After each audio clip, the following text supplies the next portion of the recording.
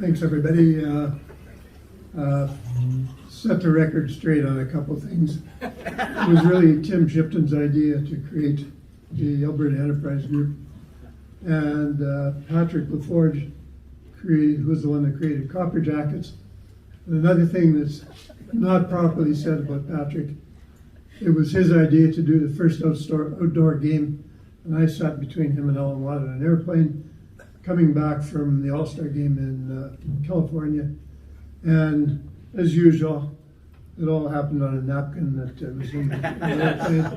And they both have become very, very good close friends of mine, and we've done a lot of things together.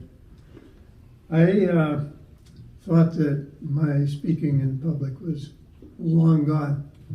And I guess to me, I'm at the point where to speak in public means going to Earl's, getting a table with my friends, and a bottle of Pinot Noir. But anyway, this kind of happened by accident. Patrick and I were going to go to Villa Bistro with Gary Goulet, who just received his Order of Canada, and we were going to do a toast. And Murray Scambler was going to come because his mother was also an Order of Canada. So then I get this call from Bruce Panic, another friend, and he said that I'm getting together with the new CEO of the Alberta Enterprise Group, Catherine Brownlee, and could you join us? I said, well, hell, why don't you come join us? So we get together in the restaurant. 2.5 hours later, we left. I thought, well, that's nice. I go to Kelowna, and I'm sitting minding my own business. My phone rings, I don't answer it. I say, Catherine. She leaves this nice long email about coming here to do this. 2 hours go by, and then I get an email with all the same requests. I ignored that one too. Next morning, this similar email came, so I thought, well, I better answer back. Anyway, long story short, she talks me into this. Cal, I was getting 3 to hear every one from her. She's on fire.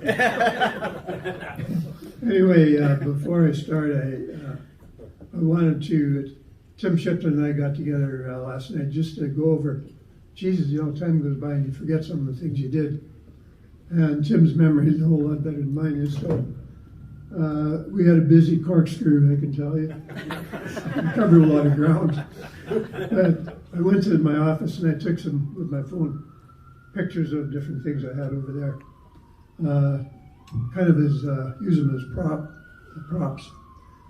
And it reminded me of a time I took a break from private business and I went to work for Imperial Oil as a salaried employee. And that meant trips down to Toronto to 111 St. Clair. And we got invited into this room to meet a senior guy who was telling us all the virtues of belonging to Imperial and best run company in Canada and so on. Very, very nice guy. Anyway, he brings out his pipe and he sits there and he cleans it out, and then he says a few things, and then he fills it up again, and so we talk a little bit, and then he takes a few drags, and all of a sudden cleans it out again. So the meeting come to an end, and I went out of there with the other guys, and I said, what the hell did you guys learn today? And they said, well, I learned how to smoke a pipe. So if I lose you, you just go and look at the pictures. There's a story behind every one of those. Anyway, how Alberta Enterprise Group happened. Ralph Klein retired in 2006, and a group of us business guys, a lot of them are in the room here tonight, thought it was really time now that the next premier came from Northern Alberta. So we sort of said, well, what are we going to do about this? So Tim, I met him through some friends, and he was an employee of the PC party at the legislature. And we ran by this possibility with him. And we picked a candidate who had been in Ralph's cabinet, He'd beat Nancy Bitkowski in her riding out on the West End. And we said, well, let's give it a whirl. Anyway, that didn't work out too well in the end. And I guess I hope that nobody asked me who I'm supporting in the leadership race, because anybody I support, that's the kiss of death. My wife says, when are we going to ever vote for somebody that wins? we have a liberal, I live in sort of off the downtown. We have a Liberal MP, an NDP MLA. We got about as left-wing city councillor as you could possibly imagine. So that's the price we pay for voting Conservative all the time. Anyway, Tim, he eventually agreed to come out and spearhead this thing, and his knowledge of the legislature and the people in it was amazing. And he was only in his mid-20s, but man, the guy was so professional, and we just started to gather a little momentum. And anyway, as I said, the outcome of what we tried to do didn't work, but we did end up with a Northern Premier, Ed Stelmach, on that leadership race. So when it was all over, we had a network built up. We had some money and that we raised to do the leadership thing. And we said, well, maybe there's a role for a group like this. We could go out and create something that is in the best interest of Alberta. We can sell Alberta, a non-government entity. And we had started out calling ourselves the GLG, which was Grassroots Leadership Group. And then when we kind of moved forward, we rebranded it to the Alberta Enterprise Group. Again, Tim's idea. And so anyway, we started out, put the company structure together. McLennan and Ross were the lawyers, Bruce was the accountant. And our first board of directors, I was there as chairman. Bob Bentley, Bill Scott, Ron Hodgson, Gary Gregg, Brian Wyatt, Ralph Hutchison, Bruno Muller, and Terry Flynn. And I know there might have been some others, but I didn't have this written down. I'm just going by memory. So away we go. And our goals and objectives were to promote Alberta and the story of Alberta to the rest of Canada and beyond. We increased our membership base, and at one point in time we had about 110 or 120 members. And we added up the number of people employed by this group, and it was like about 120-some thousand people were working for these different members. So we wanted to outline and promote the economic benefits of doing business in Alberta, and we wanted to do it independent of government. So our membership fee was very high. We wanted people to be committed financially so that they put their heart and soul into this, and most of them did. So the next thing we wanted to do was do trade missions to different places. So we ended up, the first one was in Washington, D.C., and that was in 2008. And we did a second one, a follow-up one in 2011. I'm going to speak about these almost as though they were one, but it was a real kickstart for us. We leaned on people and government for introductions. Mike Wilson was the Canadian ambassador at the first trip. Gary Dewar was the ambassador the second time around. We both times used the military, brought soldiers along. We included one time an Oilers hockey game, and we took a number of military people down. They did an honor guard. One of them sang the Canadian anthem. And we had Ted Leonsis, the owner of the Capitals and the basketball team and the building. And he has a tie to Ted Turner, the CNN group. And anyway, he spoke to our group. He lined up a visit to the White House. We were able to get into Senate and into Congress, met different people there. Ed Stelmach accompanied us on one of those trips. But Ted was very, very gracious and hospitable to what we were doing.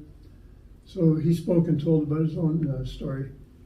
Said he put together this IT company, early stages, and at the age of 25 sold it for $50 million. That was his first company. Then he talked about the time he survived a plane crash. And then he got back into business again and eventually ended up owning these assets. But this one night when we went to the hockey game, he invited whoever wanted to come to his personal suite, and it was a big thing, center ice about like this. So a number of us went. I know Bob Bentley was along with me, and we had lots of eats and drinks, and I brought along, invited my nephew, married to my niece, actually, they're from Saskatchewan. He was an American military pilot. She met him in Hawaii, and he got moved to Andrews Air Force Base to fly Air Force 2. And so we're sitting there at the hockey game, and we had a planned schedule to go to the White House the next day. And he said to Bob and I, he said, would you care to pass on that and come to Andrews for a tour and go tour Air Force 2? And he really was the Uber driver for Laura Bush, for all the four-star generals, and had made a number of night trips into Iraq at that time, because that was when that war was going on. Anyway, we passed that up. We went to the White House instead. Bob and I many times said we made a mistake. So the White House was just a big building and security, and probably the best kick I got out of going there was we had Phil Klein with us, Rolf's dad. And, you know, they check you in, go through all the security stuff. Then we're going to go up to the next level, and Phil says, there's no way I can climb those stairs. Well, there's an elevator around the corner, but you're not allowed to go there. And then all of a sudden along came the head housekeeper, and you could tell Phil was struggling a bit. So Phil takes him on the elevator, and eventually he ends up out there and he comes out. And, you know, the place was great. I mean, there's pictures on the wall, and there's lots of stories to tell. But Phil, when it was all over, he found out more from the housekeeper than we did from the tour guide. But anyway, it was fantastic. Also on that trip, Tim reminded me last night, we flew down on the Oilers charter, and we took along one of the soldiers who lost both legs in Afghanistan. And so he rode along, and we put him in the front of the back section where the players follow, where they all sit. And there's the usual foods going around and so on.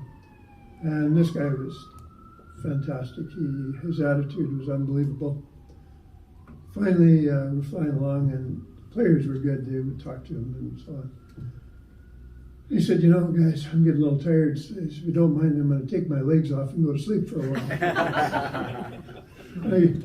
I'll tell you, those hockey players, I mean, they lived a blessed life, and to have a look at what this guy had sacrificed just to do that. Anyway, we have the hockey game, and at the next governor's meeting, I run into Ted Leones. This was in Montreal. And he's telling some of the other governors, he said, geez, you know, this guy, he comes down to Washington with a bunch of his friends. I invite him to the suite. He ate all my food. They drank all my wine. And then they take 2 points from us. Well, on that trip, we had other interesting people. Alec Porbet was then working for TC Pipelines, TransCanada.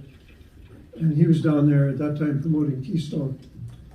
And Alec, his first job at a university was he came to work with Northridge, a company that we started out of Spruce Grove, moved to Calgary.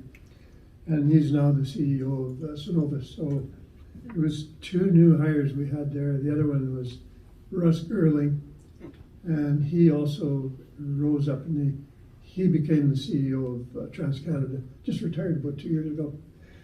Anyway, also down there we met people like Lisa Murkowski, who's the senator from Alaska, and she was very, very well, she was a Republican, so she knew where we were coming from.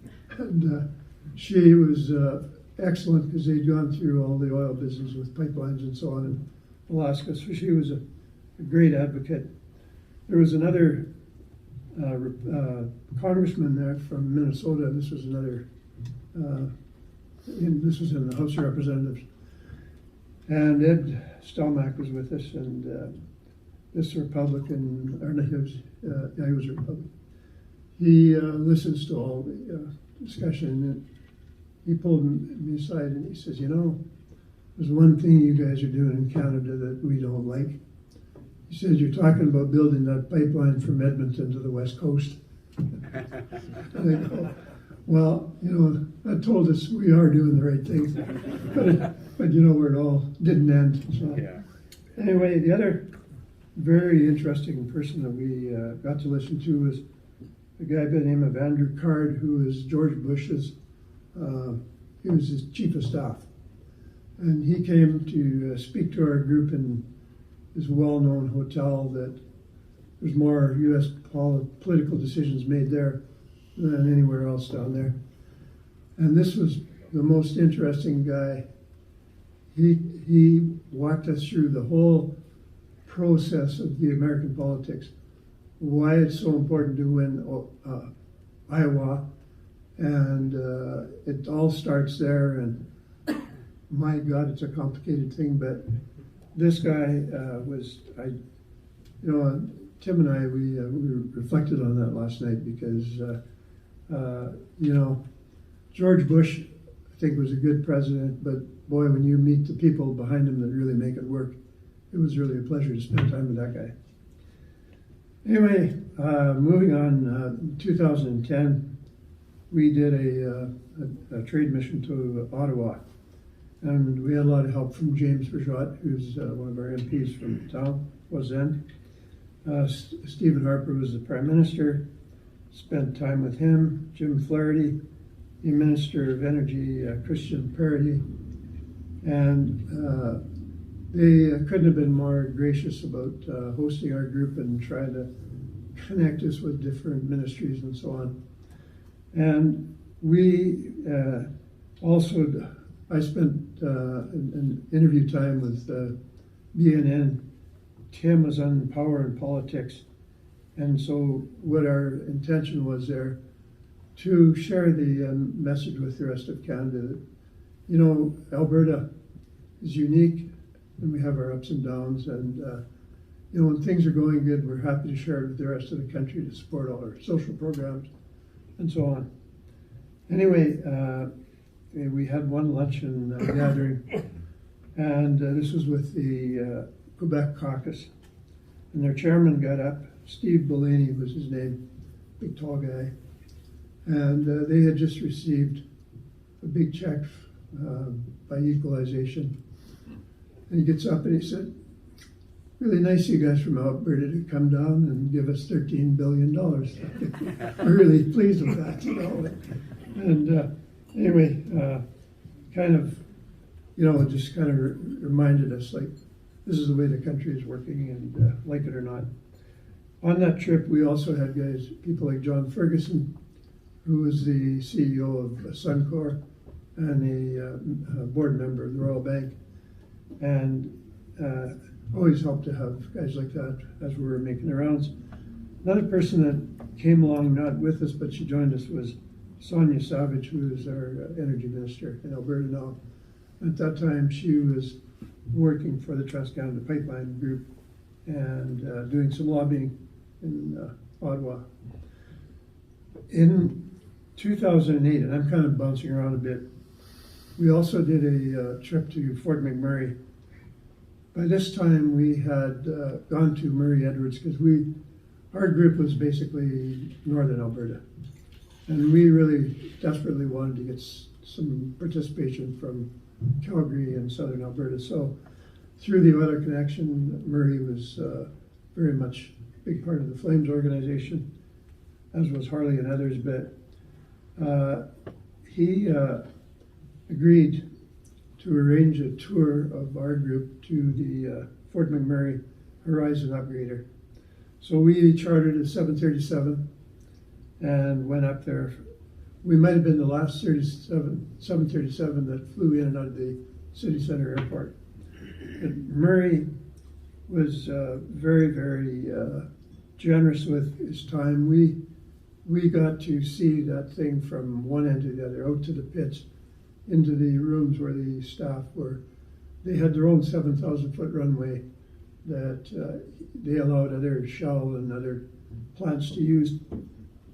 But anyway, when we got back, Murray flew up from Calgary and we had dinner in the bottom of Bruce Chris, and he spoke to our group and kind of walked us through the whole process of the creation of CNRL and of the Horizon plant.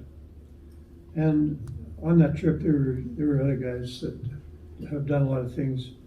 Dennis O'Rourke from Sherway, Dave Ritchie from Ritchie Brothers. And anyway, it was a great group, and probably one of those days was special, never forget. And you know, CNRL, CNQ, they're now producing 1.3 million barrels equal today. There's a lot of gas in there. And between them, Cenovus, Suncor, and they'll throw in Imperial, they're probably contributing over 3 million barrels a day to the oil pool. And CNRL is actually the second biggest gas producer next to Tourmaline. So these interesting to go and see this right down to the grassroots. 2012, we did a trip to Montreal and Quebec City, and I have nothing on this sheet because I didn't go on that trip. But I heard it was good. And then 2009, we did a trip to Geneva, Switzerland, and Premier Stelmach didn't go with us, but he met us there. And so this gave us an opportunity to meet diplomats from different countries and so on. Bruno Muller, who was born there, was with us, and one day he took us up on a bus into the Swiss mountains for a typical Swiss lunch up in the way up high someplace. And anyway, it was a great trip. At the dinner, at the lunch, this was, some of these ambassadors, to them, was very formal. So I was sitting at the head table, Premier Stelmach on one side and this one diplomat on the other side. The servers, they brought the salads to everybody. And our Premier, he was busy talking to somebody over on that side of the table. This ambassador, I said, hey, go ahead, you can start. He said, no, not until the Premier starts. So Ed, would you start eating? So this kind of, we just did what we could to, and these guys, pretty casual group, but I think we all had fun together over there. In 2013, we did a trip to Calgary hosted by Murray Edwards, Ken King. Always useful to use the hockey connection to put people together. And we did that at the Calgary Petroleum Club. And again, it was an attempt to engage and include more people from all over the province. Then in 2018, we did a trip to Nevada. And by this time, Tim Shipton had gone to work for the Oilers. And Brock Harrison was then the organizer of this trip. So we did the usual thing, chartered a plane. It was about 80 of us. And we went first to Reno and spent one day there. We got a tour of an industrial park that one of their entrepreneurs, who had been a developer in the city of Reno, and was so tired of the red tape and the quagmire of trying to get things done. he goes to the county just outside the city and said, you know what, there is, I don't know how big it was more than 1,000 acres.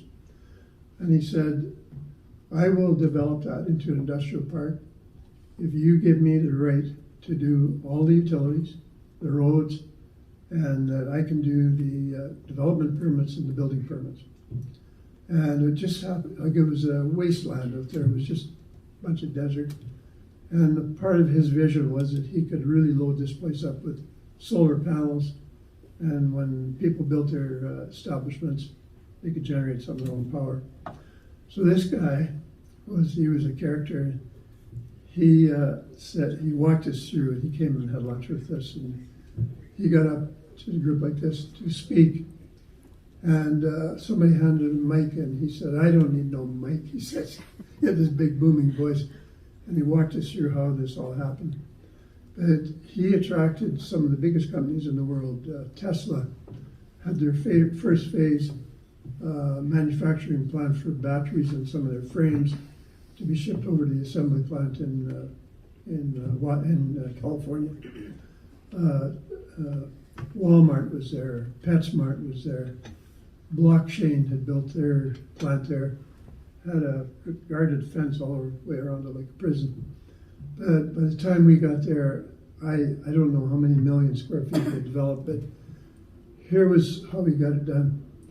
He advertised it to all the big companies in the world, mostly in America, and said, you come to my development, I will guarantee you a development permit in a week. And if you bring a set of approved engineering plans, I'll get you a building permit within a month. And all these companies like Walmart and you name them, they've been trying for years to build places in Chicago and Miami, and they just exhausted themselves because there was opposition to it and they couldn't. And so they came there, and not only could they get it done quick, but they also could create their own power. And they, Nevada being a no tax state, it was very attractive to employ people there.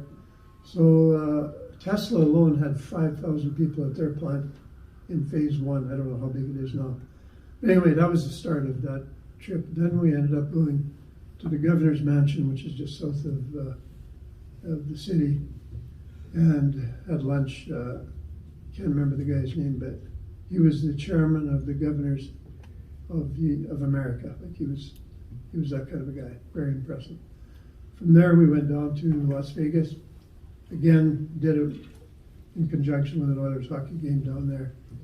And we had people coming in from the city, from the gaming commission, tourism, utilities. They just, Americans are very open about how they get things done. And these guys were very, very interesting, and they shared a lot. I was referred to Las Vegas as the adult Disneyland. I guess that's what it is. Anyway, that is what we tried to do as a group, and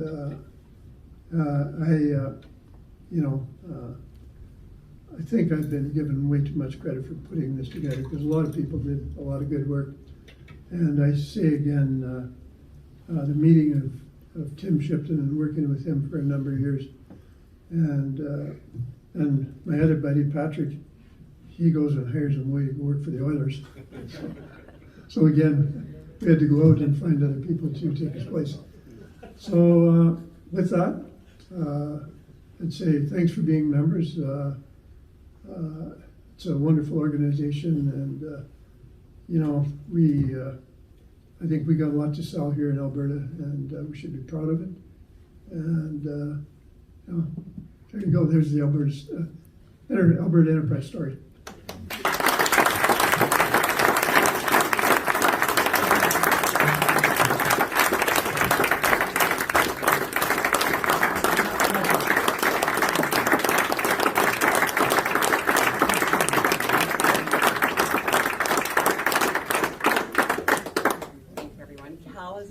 To do some questions, if anybody has any from the floor. And if you do, please stand up and say your question nice and boldly. I got to tell you one other thing. I said there's a story behind every picture there. When I was fortunate enough to be named the Order of Canada, I know this is a process, and I heard from a birdie that somebody had written the letter, the application, or the recommendation. And I'm not naming any names, but here's the feedback I got. That letter said that I recommend this guy because he's done this, this, and this. And he had his hockey jersey retired in Saskatchewan. And I'm going to suggest that it was not because of his athletic skills, but because of what he did for the community. I got it right? That's great. That's awesome. Number one question. Cal, I hate to put you on the spot. I know we just met earlier, but I was wondering if there's any chance you could tell a funny story about my former business partner, Wayne Minion, when you guys worked together at Northridge Petroleum Marketing. Sure. I do, as I said to you, Wayne was a brilliant man. He had worked in BC, headed up the utilities, the electric, whatever, and then applied to be the chairman of the Alberta Petroleum Marketing Commission. So he came here. This is when the government was doing all the marketing of oil and gas. So a guy that I had met at Imperial while working there, he left and he went to work for Wayne and he rose in the ranks and became Wayne's speechwriter and go-to guy. And in 1984, it was obvious that we were going to have a change in government. And Mulroney said that if we win, one of the things we're going to do is privatize the marketing of oil and gas. So this Rich, he jumps all over it and he comes to see me, and we, put a plan together, and so Rich, because he'd been in the game, had contact with refiners in the States and producers in Alberta. But Wayne was the guy. He gave speeches. He studied how the whole system worked. Very expertise on pipelines and gas plants and the whole bit. So we're grinding away, and trying to do another deal. And those two guys had a kind of an arrangement. If this works, Wayne, you come and be our chairman. So Wayne, he picked his time when he seen this was going to work for sure. He resigned from the Alberta Petroleum Marketing Commission, came and worked with us, and that's kind of what helped make that whole company work. I don't know if that's funny or not, but I'll take it. Thank you. Wayne did have a sense of humor. Anyone else? Excellent. Well, Cal, 1 second. We have a gift from all of us, and a thank you card that we've all participated in. Thank you so much for today.